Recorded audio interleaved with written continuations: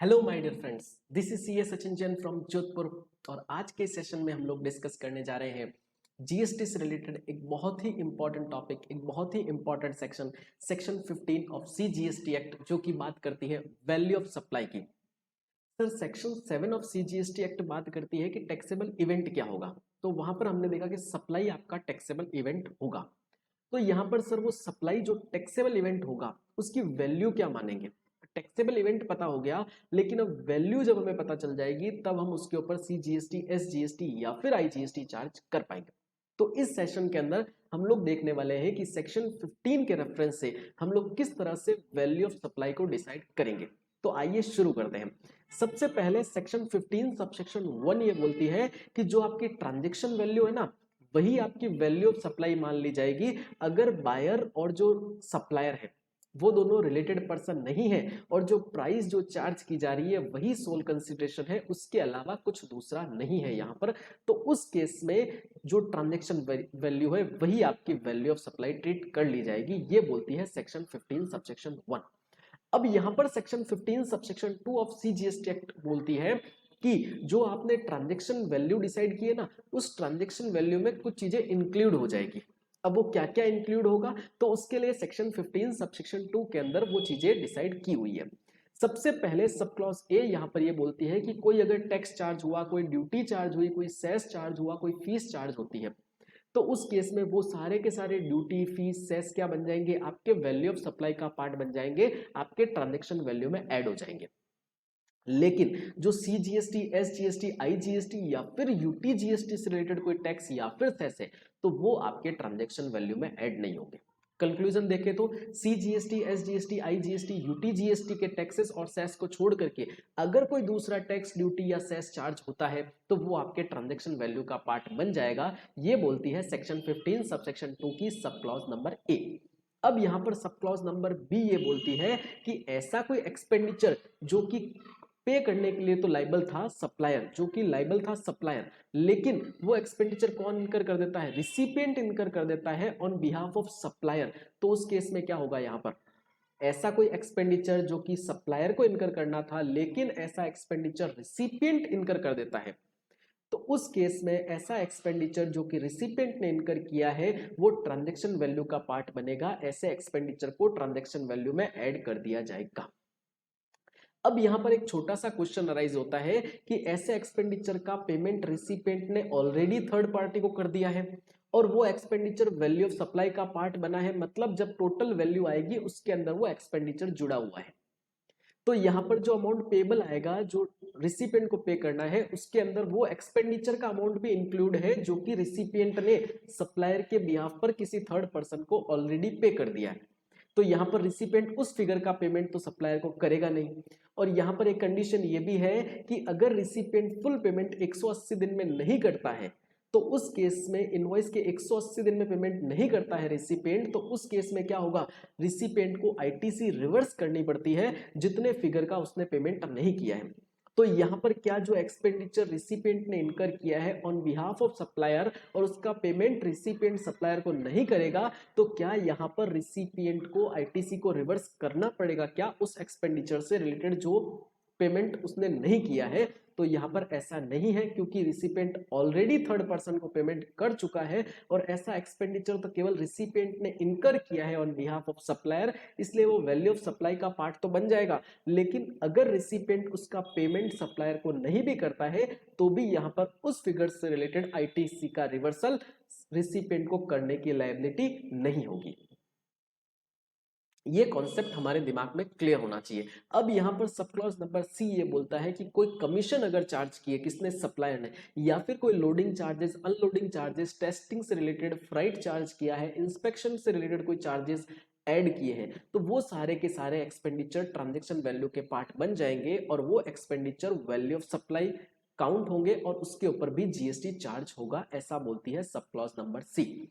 Sub clause number D बात करती है कि सप्लाई से रिलेटेड अगर कोई इंटरेस्ट चार्ज हुआ है, कोई पेनल्टी चार्ज हुई है, कोई लेट फीस चार्ज हुई है, तो वो भी वैल्यू ऑफ सप्लाई का पार्ट बन जाएंगे और ऐसा इंटरेस्ट, लेट फीस और पेनल्टी भी ट्रांजैक्शन वैल्यू में ऐड हो जाएगी। अब एक क्वेश्चन यहां पर और निकलता है कि वैसे जो नॉर्मल इंटरेस्ट होता है, जो फाइनेंशियल इंटरेस्ट होता है, उसके ऊपर तो जीएसटी चार्ज नहीं होता है, लेकिन यहां पर जो इंटरेस्ट है वो ड्यू टू सप्लाई है, सप्लाई के कारण ऐसा इंटरेस्ट चार्ज हो रहा है, इस वजह से इस इंटरेस्ट पर भी जीएसटी चार्ज होगा। अब ईएमआई के केस में इंटरेस्ट के क्या इंप्लीकेशंस होते हैं, ईएमआई के केस में लगने वाले इंटरेस्ट, लेट फीस या फिर पेनल्टी के ऊपर जीएसटी के क्या इंप्लीकेशंस होते हैं, उसको हम लोग एक एग्जांपल के थ्रू समझते हैं। जैसे कि मैं एक सप्लायर हूं और मैं किसी पर्टिकुलर एक्स पर्सन को माल सप्लाई कर रहा हूं। उस केस में क्या हुआ, एक्स पर्सन को जो मैं माल सप्लाई कर रहा हूं, एक्स पर्सन बोल रहा है मेरे पास अभी पैसे नहीं है, तो वो जो माल मैं खरीद रहा हूं वो ईएमआई बेसिस पे खरीदूंगा, मैं एक मंथली इंस्टॉलमेंट का पेमेंट आपको कर दूंगा। तो मैं as a supplier Bajaj finance limited के पास गया और बजाज फाइनेंस को बोला कि एक पर्टिकुलर प्रोडक्ट है जो कि मैं मैन्युफैक्चर करता हूं और ये मुझे किसको, पर्टिकुलर पर्सन एक्स को सप्लाई करना है, और उसके लिए एक्स के पास पैसे नहीं है, तो मुझे एक पर्टिकुलर अमाउंट की रिक्वायरमेंट है, जो भी इनवॉइस वैल्यू होगी उस अमाउंट का लोन मैं ले लूंगा। अब यहां पर क्या होगा, जो ईएमआई का पेमेंट है वो मैं करूंगा on behalf of recipient x person के बिहाफ पे मैं बजाज फाइनेंस को ईएमआई का पेमेंट करूंगा, और वो ईएमआई में किससे लूंगा, रिसिपिएंट मिस्टर एक्स से लूंगा। अब यहां पर जो मिस्टर एक्स है वो क्या करता है, एक बार इंस्टॉलमेंट का पेमेंट करने में डिले करता है, उसके कारण Bajaj finance late fees charge करता है, पेनल्टी चार्ज करता है और इंटरेस्ट चार्ज करता है। अब बजाज फाइनेंस ने जो लेट फीस, इंटरेस्ट और पेनल्टी चार्ज की है वो मैं अपने इनवॉइस के अंदर ऐड कर दूंगा, और वो इंटरेस्ट, लेट फीस और पेनल्टीज मैं किससे वसूल कर लूंगा, रिसिपिएंट से वसूल कर लूंगा। तो यहां पर जो पेनल्टी, इंटरेस्ट या फिर लेट फीस बजाज फाइनेंस ने चार्ज की है वो मैं मेरी इनवॉइस वैल्यू में ऐड करूंगा, वो ट्रांजैक्शन वैल्यू का पार्ट बन जाएगी और उसके ऊपर जीएसटी चार्ज करूंगा। अब सेकंड सिचुएशन समझते हैं कि यहां पर सप्लायर तो मैं ही हूं और यहां पर रिसिपिएंट खुद बजाज फाइनेंस के पास चला गया और उसने बजाज फाइनेंस को बोला कि मुझे मिस्टर सचिन से एक पर्टिकुलर प्रोडक्ट खरीदना है और उस प्रोडक्ट के लिए मुझे एक पर्टिकुलर अमाउंट की रिक्वायरमेंट है। यहां पर बजाज फाइनेंस से लोन जो लिया है वो रिसिपिएंट ने खुद ने लिया है। अब अगर यहां पर जो रिसिपिएंट है मिस्टर एक्स है, वो कोई इंटरेस्ट, लेट फीस या फिर पेनल्टी का पेमेंट करता है बजाज फाइनेंस को, तो वो मेरे वैल्यू का पार्ट नहीं बनेगा, क्योंकि यहां पर मैं तो पिक्चर में ही नहीं हूं, इस सिचुएशन में सप्लायर पिक्चर में ही नहीं है, तो इस कारण ऐसा लेट फीस, इंटरेस्ट और पेनल्टी के ऊपर जीएसटी नहीं लगेगा, वो वैल्यू ऑफ सप्लाई का पार्ट नहीं बनेगा। तो इस तरह से इस एग्जांपल के थ्रू ईएमआई के केस में जो इंटरेस्ट, लेट फीस और पेनल्टी लगती है उस पे जीएसटी के क्या इंप्लीकेशंस होते हैं वो हमने देख लिया। अब यहां पर एक इंपॉर्टेंट केस स्टडी है जिसके अंदर AAR अथॉरिटी मध्य प्रदेश ने अपना डिसीजन दिया था कि इलेक्ट्रिसिटी बिल के अंदर अगर कोई इंटरेस्ट जुड़ के आता है तो क्या उसके ऊपर जीएसटी चार्ज होगा। तो इलेक्ट्रिसिटी इटसेल्फ एग्जेम्प्ट सप्लाई है और उसके ऊपर लगने वाला इंटरेस्ट भी एग्जेम्प्ट होगा, उस पर किसी भी तरह का जीएसटी चार्ज नहीं होगा। ये वाला डिसीजन दिया AAR अथॉरिटी मध्य प्रदेश ने। इसके बाद में सब क्लॉज नंबर ई बात करती है सब्सिडी से रिलेटेड। यहां पर यह बोला गया है कि अगर कोई सब्सिडी डायरेक्टली लिंक्ड है किससे, सप्लाई से, तो वो ट्रांजैक्शन वैल्यू का पार्ट बन जाएगी, उसे ट्रांजैक्शन वैल्यू में ऐड कर दिया जाएगा।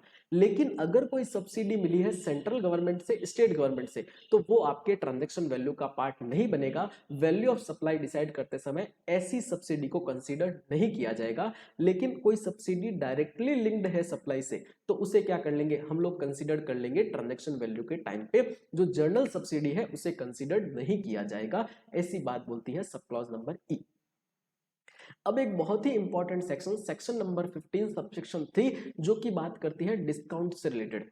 डिस्काउंट के केस में जीएसटी के क्या इंप्लीकेशंस होंगे। तो यहां पर हम लोग 3 सिनेरियो को समझते हैं और 3 सिनेरियो में डिफरेंट डिफरेंट क्या इंप्लीकेशंस होंगे जीएसटी के, वो हम लोग देखते हैं।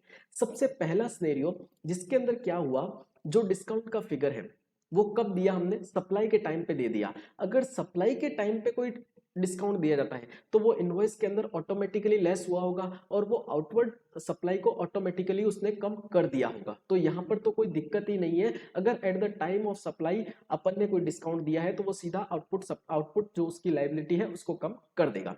जो सेकंड सिनेरियो है उसके अंदर क्या हुआ, discount at the time of supply नहीं दिया गया, लेकिन सप्लाई और सप्लाई से पहले जो डिस्काउंट से रिलेटेड जो टर्म्स थी वो डिसाइड पहले से हो गई। अब यहां पर अगर टर्म्स पहले से डिसाइडेड है और बाद में अगर आपने डिस्काउंट दिया है तो उस केस में सप्लायर क्या कर सकता है, क्रेडिट नोट इश्यू कर सकता है और उस क्रेडिट नोट के थ्रू जो उसकी आउटपुट लायबिलिटी है उसे वो कम कर देगा। यहाँ पर जैसे ही सप्लायर ने उसकी आउटपुट लायबिलिटी कम की तो उसका सेकंड इफेक्ट ये जाएगा कि रिसिपिएंट को भी क्या करना पड़ेगा, उस डिस्काउंट से रिलेटेड जो आईटीसी उसने क्लेम कर रखी है उस आईटीसी का उसको रिवर्सल करना पड़ेगा। जो थर्ड सिनेरियो है उसके अंदर क्या है, यहां पर कोई पहले से एग्रीमेंट भी नहीं है और eight the time of supply को डिस्काउंट दिया भी नहीं गया है, मतलब सप्लाई के टाइम डिस्काउंट भी नहीं और पहले से डिस्काउंट से रिलेटेड कोई टर्म्स डिसाइडेड नहीं है। तो उस केस में अगर सप्लाई के बाद में कोई डिस्काउंट प्रोवाइड करवाया जाता है तो उस केस में जो क्रेडिट नोट इश्यू होंगे वो जीएसटी के इफेक्ट नहीं देंगे, केवल फाइनेंशियल क्रेडिट नोट आप इश्यू कर सकते हो। मतलब सप्लायर केवल फाइनेंशियल क्रेडिट नोट इश्यू कर सकता है और जो टैक्सेबल वैल्यू है उसे कम कर सकता है। यहां पर सप्लायर अपनी जो आउटपुट टैक्स लायबिलिटी है उसे कम नहीं कर सकता है। और फाइनेंशियल क्रेडिट नोट में जैसे कि सप्लायर अपनी आउटपुट टैक्स लायबिलिटी को कम नहीं करेगा, इसलिए यहां पर रिसिपिएंट को भी जो डिस्काउंट से रिलेटेड आईटीसी है उसे रिवर्स करने की रिक्वायरमेंट नहीं होगी। ये हो गए हमारे तीनों सिनेरियो। अब यहां पर हम लोग देखते हैं कि रेट डिफरेंस या फिर स्पेशल डिस्काउंट से रिलेटेड अगर कोई डिस्काउंट दिया जाता है, चाहे रेट डिफरेंस से रिलेटेड या फिर कोई स्पेशल डिस्काउंट अगर आपको दिया है, तो उस केस में भी आपको फाइनेंशियल क्रेडिट नोट इश्यू करना पड़ेगा। जो क्रेडिट नोट आप इश्यू कर रहे हो उसमें जीएसटी का इफेक्ट नहीं दिया जाएगा। अब एक इंपॉर्टेंट बात निकल करके आती है जिसका डिसीजन खुद सुप्रीम कोर्ट ने दिया है, केस स्टडी है जो कि ट्रेड डिस्काउंट की बात करती है। तो सर ट्रेड डिस्काउंट के केस में क्या होगा, ट्रेड डिस्काउंट के केस में हम लोग जो क्रेडिट नोट इश्यू करेंगे वो फाइनेंशियल क्रेडिट नोट नहीं होंगे, उस केस में हम लोग जीएसटी के इफेक्ट देते हुए क्रेडिट नोट इश्यू करेंगे और जो रिस्पेक्टिव रिसिपिएंट है उसे भी क्या करना पड़ेगा, इनपुट टैक्स क्रेडिट का रिवर्सल करना पड़ेगा ट्रेड डिस्काउंट के केस में। अब यहां पर एक इंपॉर्टेंट कॉन्सेप्ट हम लोग देखते हैं, post sales discount. Sir sales होने के बाद में अगर कोई डिस्काउंट दिया गया है तो उस केस में दो सिचुएशन है। एक तो जो आपने डिस्काउंट दिया है उस केस में डीलर को कुछ फर्दर एक्ट नहीं करना है। अगर डीलर को कुछ भी नहीं करना है तो उस केस में क्या होगा, अगर ऐसे डिस्काउंट की टर्म्स पहले से डिसाइडेड है तो उस केस में आपको क्रेडिट नोट इश्यू करना है और जो क्रेडिट नोट सप्लायर इश्यू करेगा वो फाइनेंशियल क्रेडिट नोट इश्यू नहीं करेगा, वो जीएसटी के इफेक्ट वाला क्रेडिट नोट इश्यू कर देगा क्योंकि यहां पर टर्म्स पहले से डिसाइडेड थी। अब सेकंड सिचुएशन यहां पर ये आती है कि डीलर को करना तो कुछ भी नहीं है, उस केस में अगर आपको डिस्काउंट मिलता है डीलर को लेकिन उसकी टर्म्स पहले से डिसाइडेड नहीं थी तो उस केस में फाइनेंशियल क्रेडिट नोट इश्यू होगा, जीएसटी के इफेक्ट वाला क्रेडिट नोट इश्यू नहीं होगा। अब ये तो हुई फर्स्ट सिचुएशन जिसमें डीलर को कुछ भी नहीं करना है। अब सेकंड सिचुएशन आती है जिसमें डीलर को कुछ करना है।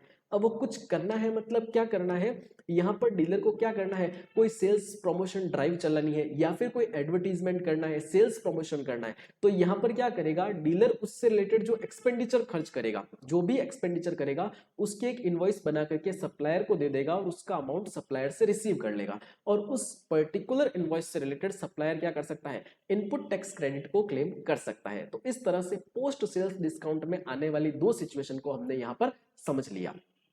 अब जो क्वांटिटी डिस्काउंट होता है, मतलब buy two get one free, जो क्वांटिटी डिस्काउंट होता है उसे as good as trade discount treat किया जाएगा और क्वांटिटी डिस्काउंट के केस में भी जो प्रोविजंस ट्रेड डिस्काउंट के केस में एप्लीकेबल होते हैं, मतलब यहां पर भी आप क्या कर सकते हो, जीएसटी के इफेक्ट वाले क्रेडिट नोट इश्यू कर सकते हो और रिसिपिएंट को आईटीसी को रिवर्स करना पड़ेगा in case of trade discount. तो इस तरह से हम लोगों ने सेक्शन 15 सबसेक्शन 1, 2 और 3 को समझा। सेक्शन 15 सबसेक्शन 4 बोलता है कि जहां पर आप जो वैल्यू ऑफ सप्लाई है ना वो सेक्शन 15 सबसेक्शन 1 के प्रोविजंस के अकॉर्डिंग डिसाइड नहीं कर पा रहे हो तो उस केस में आपको रेफरेंस लेना पड़ेगा सेक्शन 15 सबसेक्शन 4 का और सेक्शन 15 सबसेक्शन 4 के अकॉर्डिंग आप वैल्यू ऑफ सप्लाई को डिसाइड करोगे। अब यहां पर सेक्शन 15 सबसेक्शन 4 के अंदर कुछ रूल्स दिए हुए हैं और उन रूल्स के अंदर जो प्रोविजंस लिखे हुए हैं उसके अकॉर्डिंग क्या होगा, वैल्यू ऑफ सप्लाई डिसाइड होगी। तो आइए वन बाय वन हम लोग उन रूल्स का डिस्कशन करते हैं। सबसे पहले रूल नंबर 27 जो कि एप्लीकेबल होता है value of supply of goods और services where the consideration is not only in money. जहां पर जो कंसीडरेशन सप्लायर को रिसीव हो रहा है वो पूरी तरह से मनी के फॉर्म में नहीं है, मनी के साथ में उसके पास में कोई गुड्स भी आ रहा है, कुछ प्रोडक्ट भी आ रही है या फिर कोई अदर थिंग आ रही है मनी के अलावा, तो उस केस में वैल्यू ऑफ सप्लाई कैसे डिसाइड होगी। तो यहां पर सबसे पहला पॉइंट लिखा हुआ है कि सबसे पहला ऑप्शन आपके पास में है कि आप ओपन मार्केट वैल्यू ले लो। अब सर ओपन मार्केट वैल्यू मतलब क्या होगा, यहाँ पर ओपन मार्केट वैल्यू का मतलब है कि जो सेम प्रोडक्ट है ना, वैसा का वैसा प्रोडक्ट कोई ऐसा बंदा बेच रहा है जहां पर सप्लायर और जो रिसिपिएंट है वो दोनों रिलेटेड नहीं है, और उस केस में प्राइस ही सोल कंसीडरेशन है।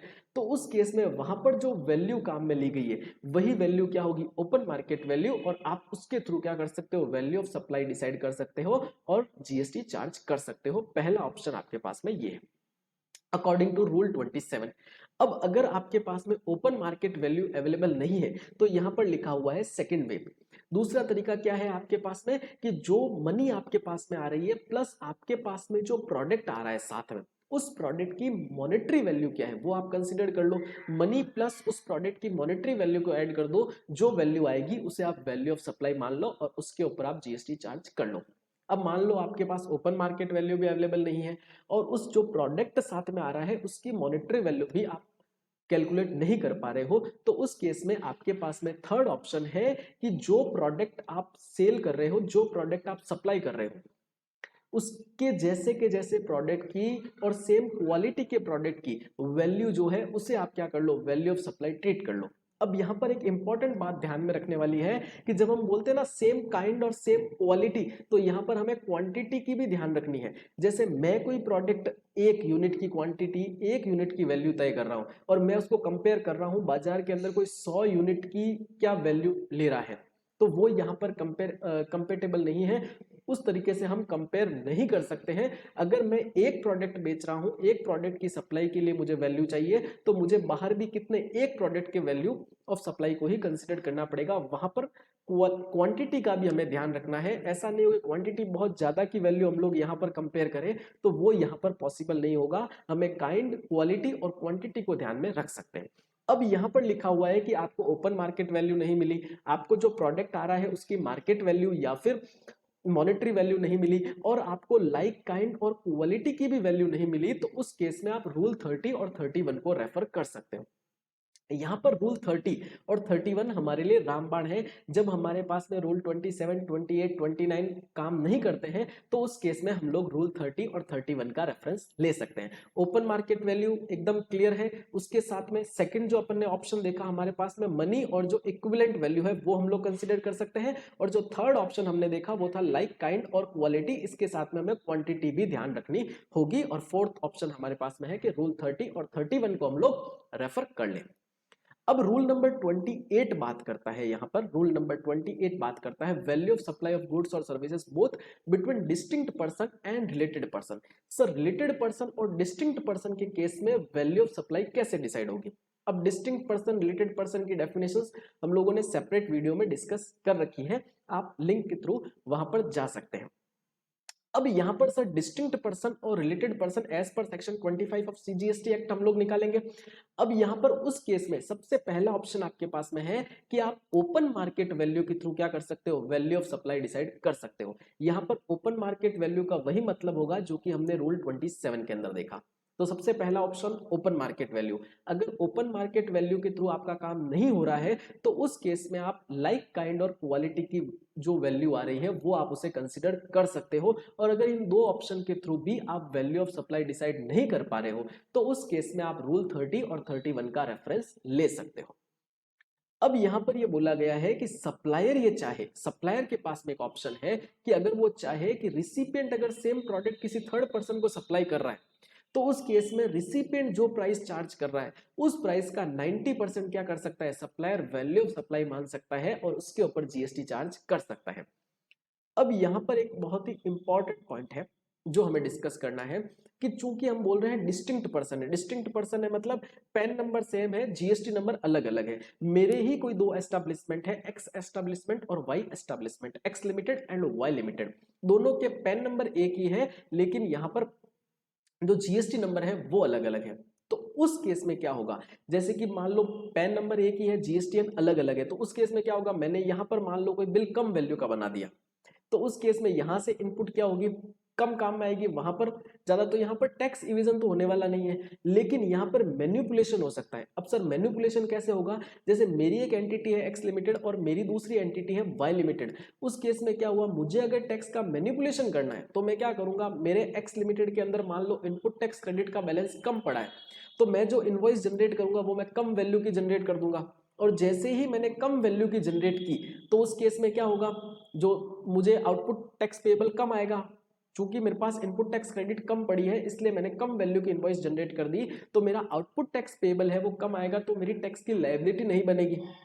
और इसका ही उल्टा अगर हम समझें कि मेरे पास इनपुट टैक्स क्रेडिट का बैलेंस ज्यादा पड़ा है और जो दूसरी वाई लिमिटेड एंटिटी है उसके पास इनपुट टैक्स क्रेडिट कम है और उससे मुझे इनपुट ट्रांसफर करनी है, तो यहाँ पर पैन नंबर तो सेम है लेकिन जीएसटी अलग अलग है, तो मैं क्या करूंगा, हायर वैल्यू से इनवॉइस बना दूंगा।